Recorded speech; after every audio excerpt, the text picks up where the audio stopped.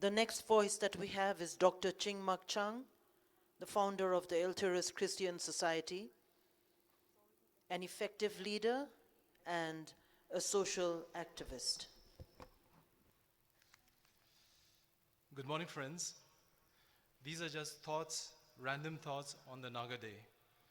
Just a couple of years back, I hiked deep into the heart of the Naga self-administered areas of Burma, and what struck me were not only the remoteness of the place, but also the alienation of an entire people from change that was happening globally.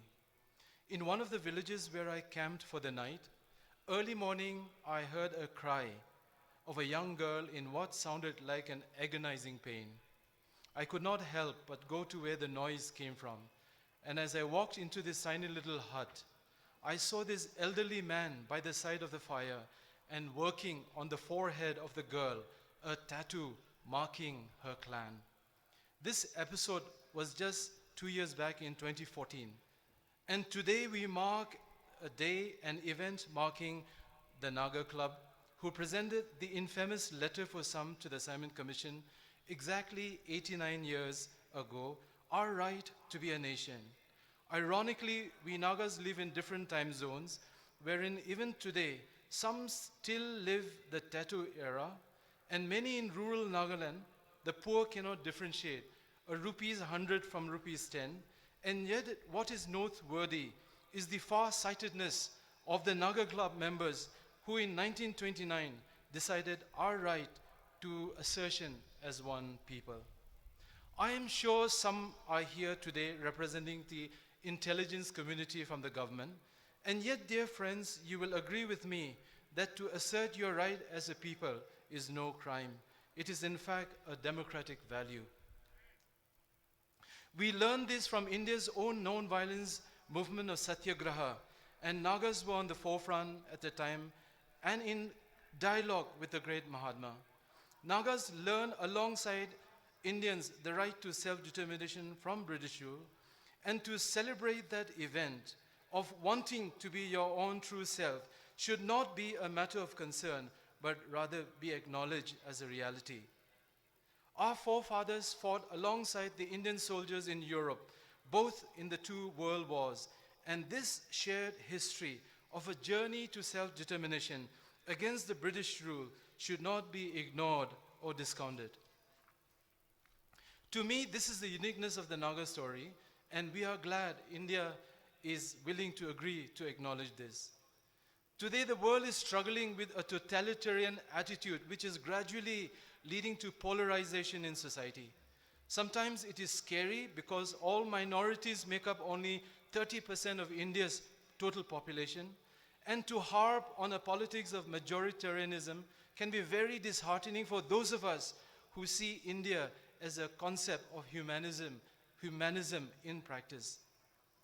Sadly, Brahmanism is on the rise, and this idea might very well kill the idea of India, which is so akin to Naga culture of inclusion and amity.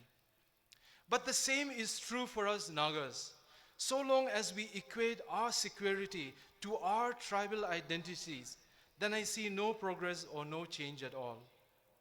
India was one of the richest civilizations, but historians point to the fact that because of racism and caste system, India could not fast track on economic growth. But Pandit Nehru, on the other hand, though a Brahmin himself, and despite having absolute powers to dictate terms, rather chose to speak of an inclusive and all-embracing, pluralistic and multicultural India. He had this mammoth task to build and design a political institution which was equal and which gave free access to all. I therefore dream for my children of a Naga nation where there is no hidden pan-tribal agenda. How I wish an Ao, an Angami and a Tangkul would be invited to the Sumi Hoho, and a Yumchungar speaks at the Chang tribal Hoho, and vice versa. The Naga Club was very particular of the mention of words like all Nagas, and even wrote about those Nagas not within the British administration, the Eastern Nagas, and the idea of one Naga. Secondly, if you look at these signatories, You will observe that it was inclusive and plurality was regarded.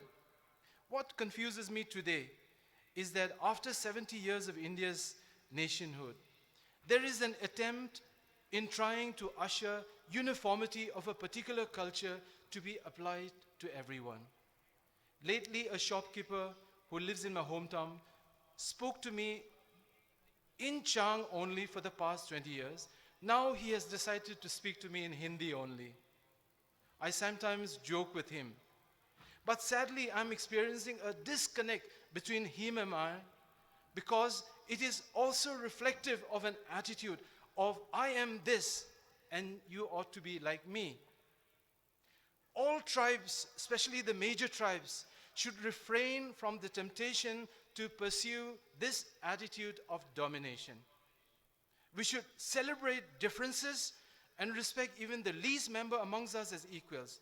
In this, I want to warn all Nagas that any form of racism and domination are even abnormalities for Lucifer.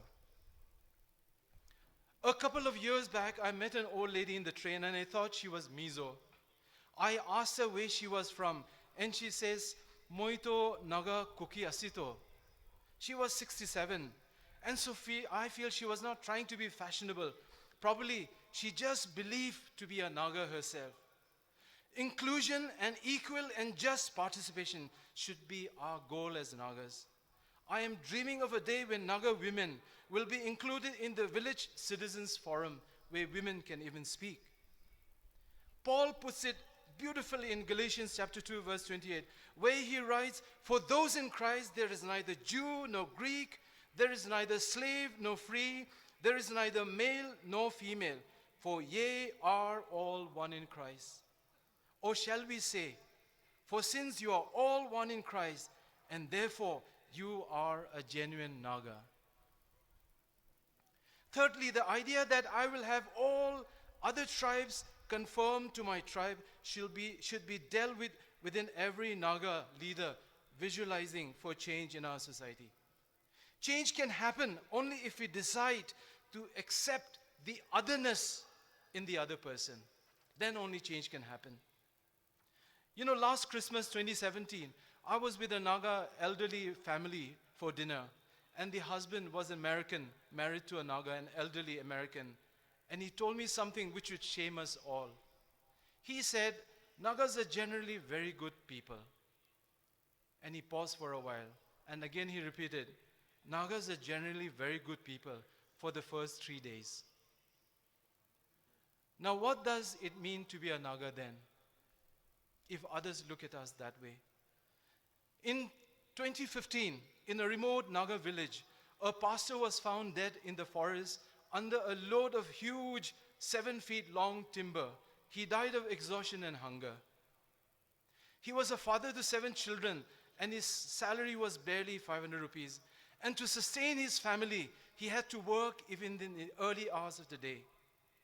The nature and circumstances of the death of the pastor was not only shocking, but extremely shameful. Friends, the kind of corruption we have and the ratio of wealth distribution is so disproportionate that it is beyond redemption now. This is the consequence of a collective sin of greed, which we all have to bear. And the consequence of this apathy is what we will have to swallow before God and humanity.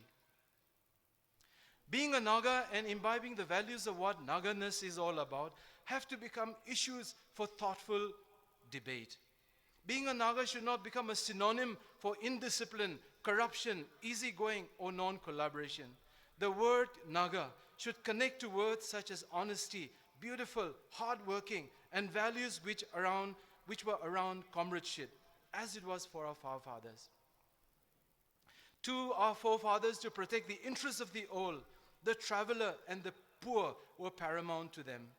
I'm told that in Japan, the first 9 years of schooling is primarily focused on Japanese cultural value system. The degree of the bow depended on the age of the person. Any person more than 80 plus would get a full 90-degree bow of respect. And these values are being taught even today in Japan. I just want all of us to listen to this, and I will conclude with this. Nogales is a small town in Arizona in USA. And Nogales, the other half of Nogales is in Sonora, Mexico, are two sides of the same town. Just a small fence runs through this town to mark the North Nogales as belonging to the USA and Nogales in the south to Mexico. They belong to the same race. It's like Kohima town and Kohima village. There's just a small fence there. They belong to the same race, same culture, and speak the same language. However, the stark difference is that the people in the north of Nogales have good roads, everyone owns a vehicle, average annual income is 30,000 US dollars, teenagers go to school, and people have health insurance. But those in the south of Nogales, which comes under Mexico, earns less than 3,000 US dollars a year, crime and drug use is high, and people still use donkey-pulled carts. They are of the same people, and yet the stark reality is that these two nations were built on different political institutions and value systems. In the south of Nogales, there is tribal hegemony and control by gangs on the streets, and tokenism is the guiding principle of politics and governance. People are not judged according to principles. People are not judged by their abilities, but by connections and tribal affiliations. And how true of us Nagas. In today's fast-changing world, and even within the northeastern states, are we Nagas the ones living to the south of Nogales in Mexico? Thank you so much. Thank you, Dr. Chingmak Chang.